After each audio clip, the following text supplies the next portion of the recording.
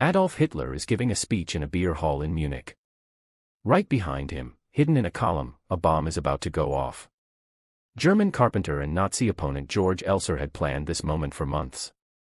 He knew Hitler would be there that night, he knew exactly when the Führer would give the speech. Elser planted explosives with a timed fuse, set to detonate at exactly 9:20 p.m.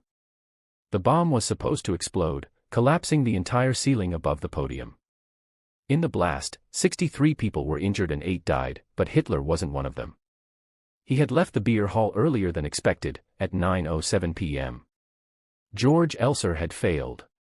But this was just one of many attempts to assassinate Hitler, one of nearly 40. Today, we take a look at some of the most spectacular plans to rid the world of the Nazi leader. Why did they all fail? How did he keep escaping? Was Hitler just that lucky, or was there more to it? Henning von Tresckow, a general staff officer in the Fifth Army, was initially a supporter of Hitler when he seized power in 1933.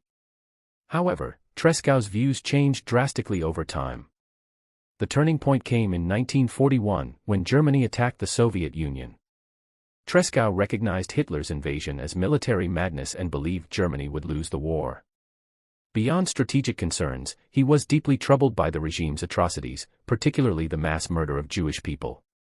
A resolve hardened within him, this mad dictator had to be stopped at all costs. By the spring of 1943, Tresckow made his move. He persuaded his commander-in-chief, Field Marshal Gunther von Kluge, to invite Hitler to Smolensk in the Soviet Union, where Tresckow was stationed. Hitler agreed, and on March 13, 1943, he stopped in Smolensk during a flight from Vinnytsia to his headquarters in East Prussia. At lunch, Tresckow approached Colonel Heinz Brandt, not Ludwig Beck, who was no longer traveling with Hitler by then, with a favor, to deliver a package containing 2 bottles of Cointreau to a friend in East Prussia. Tresckow joked that he'd lost a bet, hence the gift. In reality, the package concealed a bomb with a timed detonator. Tresckow wants to fake an airplane accident. His co-conspirator, Fabian von Schlabrendorf, secretly activates the time pencil and then hands the package to Brandt. The plane takes off at around 3 p.m., on board are Hitler, Brandt, and the bomb, which is supposed to explode within an hour. Schlabrendorf sets the timer by crushing a glass vial filled with a corrosive liquid inside the time pencil. The airplane should crash at about the height of Minsk, but Hitler remains unscathed in his headquarters. Brandt had packed the package, but in the cold cargo hold, the detonator froze. Tresckow immediately calls Brandt and tells him he accidentally gave him the wrong package. The next day, Schlabrendorf flies to East Prussia, exchanges the package with 2 bottles of Cointreau, cognac, and defuses the bomb. Tresckow's assassination attempt failed, but he wasn't caught. In fact, he was part of a sworn circle of military resistance, fighters determined to kill Hitler, and they were far from giving up. A key figure in the group was Lieutenant Colonel Klaus Schenk Graf von Stauffenberg. Over the years, he became the head of the military conspiracy. Tresckow and Stauffenberg were close companions, always looking for a new opportunity to eliminate the Führer. They didn't have to wait long. Fast forward 9 months, Axel Freiherr von dem Busch, an officer almost 2 meters tall, blonde, and blue-eyed, truly embodied the Nazi ideal. His appearance was supposed to provide the perfect opportunity to kill Hitler. Von dem Busch and a group of other soldiers were to present the new winter uniforms to Hitler at his headquarters. Von dem Busch planned to use a hidden British hand grenade to blow himself up along with the dictator. But then, in Berlin, a railroad wagon carrying the new uniforms was destroyed by an Allied bomb. No uniforms meant no presentation, the meeting was postponed.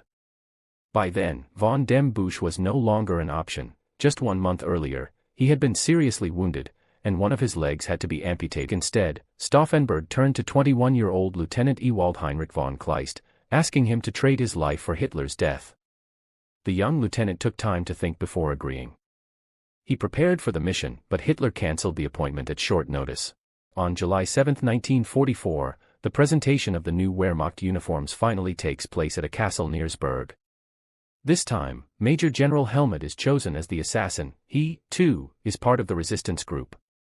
The odds of success are extremely high, an explosion at that distance is nearly unsurvivable.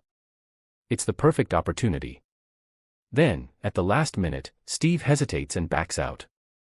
Sure, he wants to see Hitler dead, but he isn't willing to sacrifice his life for it, yet.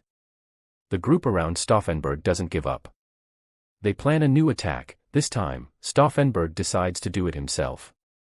He aims not only to kill Hitler but also to bring down the entire Nazi regime in one coordinated strike. In the early morning of July 20, 1944, Stauffenberg and First Lieutenant Werner von Haeften fly from Berlin to the Führer's headquarters. Stauffenberg is to report on the Eastern Front at a meeting with Hitler. This presents the perfect opportunity. He plans to arm 2 bombs in his briefcase, place it near Hitler during the meeting, and leave the room before the bombs detonate. Then, he intends to fly back to Berlin, where he and other resistance fighters plan to seize power after Hitler's death. At the Führer's headquarters, Stauffenberg learns that the time of the meeting has been changed due to a visit by Italian dictator Benito Mussolini. It is moved forward by half an hour to around 12:15. Stauffenberg pretends he needs to change his shirt, intending to secretly activate the time fuse for the bomb before the meeting begins. However, they are interrupted and told to hurry so as not to be late. As a result, they can only arm one of the 2 explosives, forcing Stauffenberg to leave the second bomb with Haeften. He then enters the meeting and places his briefcase near his target at the end of the table. Hitler and the bomb are now separated by only about 1.3 meters. Stauffenberg gives his report and immediately leaves the room, supposedly to make an important phone call. Everything goes according to plan. A few minutes later, Hitler leans over the table to discuss war strategy further, and the bomb detonates. Stauffenberg watches the explosion from 200 meters away. Certain that Hitler is finally dead, he flies back to Berlin with Haeften to continue Operation Valkyrie. Their plan is to blame the SS and the Gestapo for Hitler's death. Then, they want to take power and put an end to the Nazi dictatorship. But Operation Valkyrie fails in the meeting room. The pressure wave from the explosion causes the ceiling to collapse, leaving a gaping hole in the floor where the briefcase once stood. The loud blast ruptures the eardrums of almost everyone present. 4 people die, and nearly all the others are injured. Only 2 escape relatively unharmed. One of them is Adolf Hitler. The fact that Hitler leaned over the table during the explosion saves his life. He is only thrown slightly upwards by the force of the blast. If Stauffenberg had placed a second bomb in his briefcase, the explosion would likely have killed Hitler. With the failed assassination attempt, the planned coup to overthrow the Nazi regime also collapses.